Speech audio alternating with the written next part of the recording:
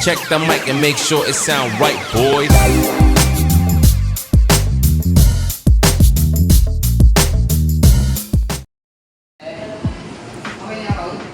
Ito naman yung Zero Flip ng Infinix worth 19,999 na lang, 5,000 peso off. Price drop, no, from 24,999, panglaban kay Tecno. So check natin yung tsura ng to. Nandahan lang tayo. Ayan po yung phone. So nakasarado po siya. Meron siyang monitor sa harap. At makikita niyo rin yung camera sa harap.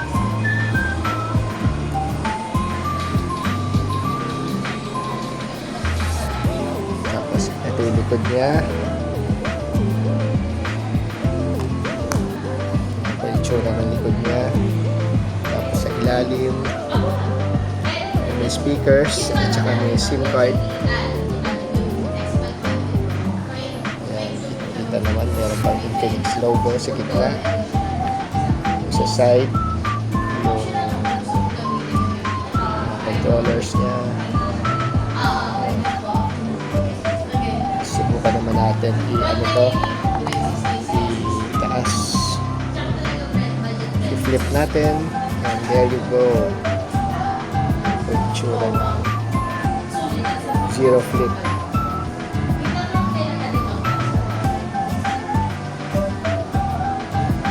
Basta naman yung camera, kasi yung camera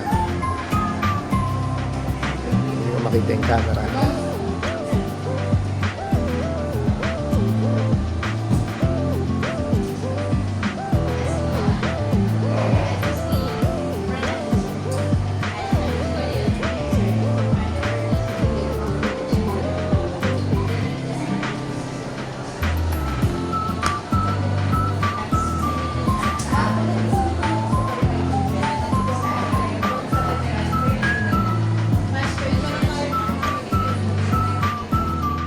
So ito naman yung camera ng Zero Flip. So may vlogging ka, tapos may mga presets ka.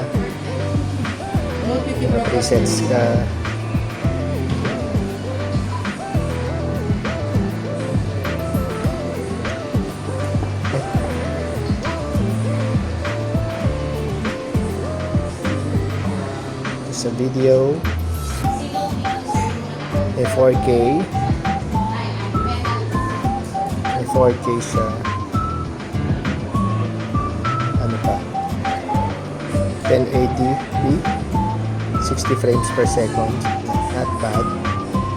Tapos meron din 30 frames per second. 2x hanggang 10x. Tapos meron pinakamaliit niya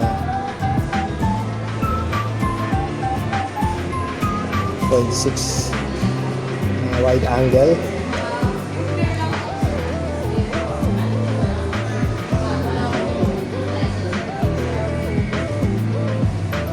Kaya iCam, portrait,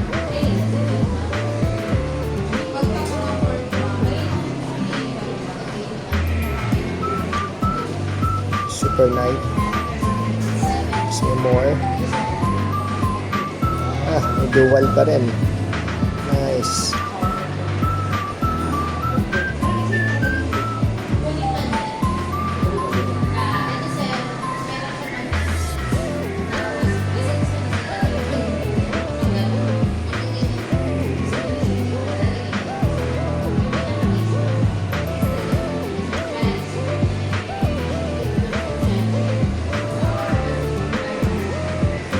So, may isang connection sa GoPro, documents, super macro,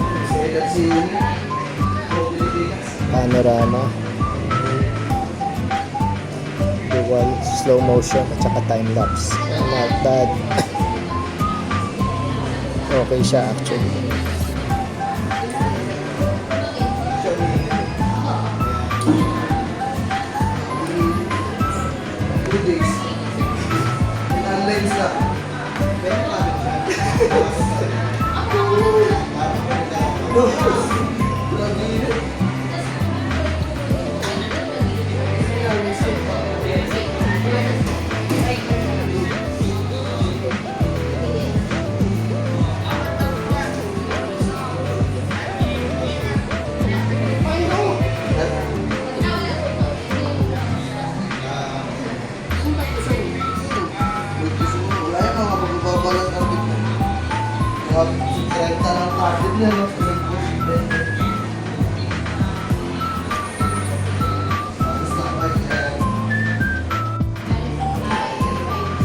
Again, ito yung ano, no?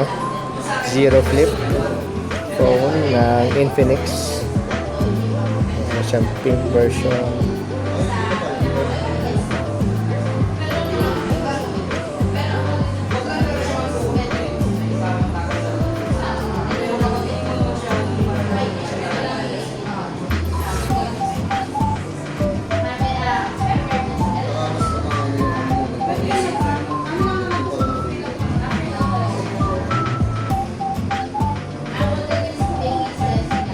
Dual screen, multi-stand.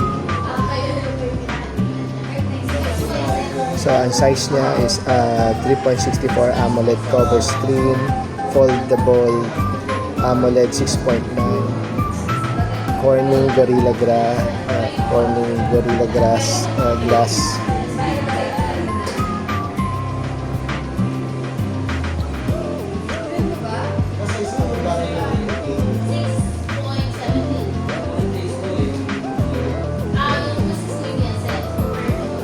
$70 watts, 15-minute charging, screen temperature,